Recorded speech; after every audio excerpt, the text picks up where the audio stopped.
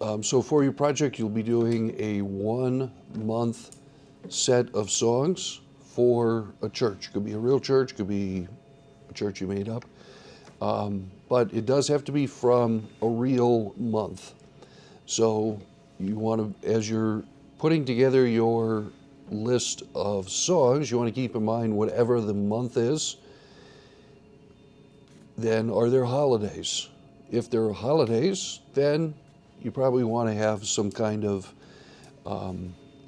music that is hymns that relate to that. If it's just July, for example, you have some patriotic ones.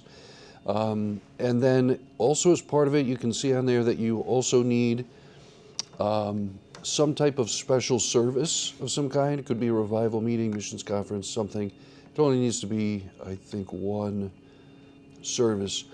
And so for that, of course, maybe if you're doing a revival meeting, a song like Revive Us Again might be good. If it's a missions conference, Send the Light. You can look that up. We'll talk about it in just a minute in the topical index in the back of your hymnal. And you need to use a real hymnal. It doesn't really matter so much which one that you use, but use an actual hymnal with actual song numbers as well. Now, on last time, we talked about adding variety to the song service. So you have a long list of things. You need to include, it's at least one, maybe two spots where you're going to add variety to the song service within your monthly calendar.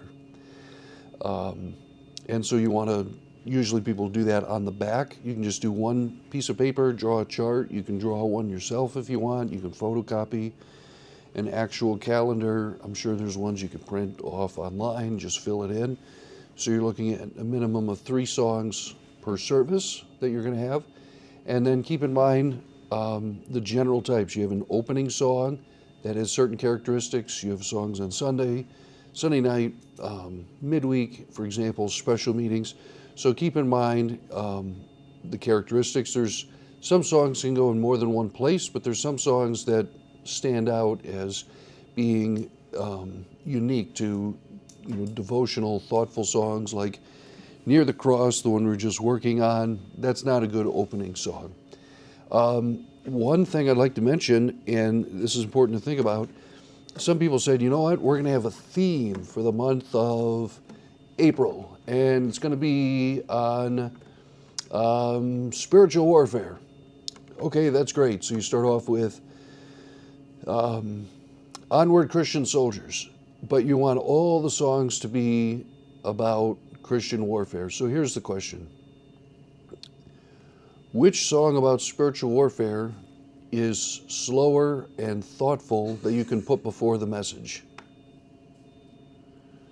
There's not one that I know of, okay? They're all more upbeat, rousing, get to your feet, like stand up for Jesus. I mean, how do you sing that when sitting down? Like, you just can't do it. The same thing is if you say, you know what, we're going to focus all the things just on God's greatness. Okay, that's great, but it's difficult to carry a theme through because you also need different musical characteristics. So you don't have to do a theme. Some people like doing a theme, but the theme is going to break down at a certain point. And so, for example, let's say you are doing a missions conference. Missions conference actually would be the easiest for one service to have, because you do have some like Send the Light. That's a good one to put at the beginning. Upbeat, more exciting. But then you do have some more thoughtful songs like Will I Go in Empty-Handed? Like, that's a pretty good song to put right before the message to close out. But a lot of the themes, they have certain characteristics that make it so that you're not going to have all of the musical characteristics also that go with that. So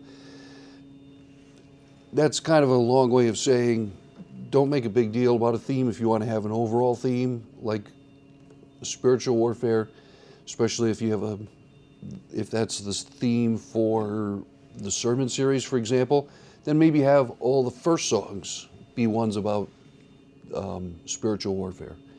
So just keep in mind there are limitations to themes versus the other things you're doing with the musical characteristics. And let me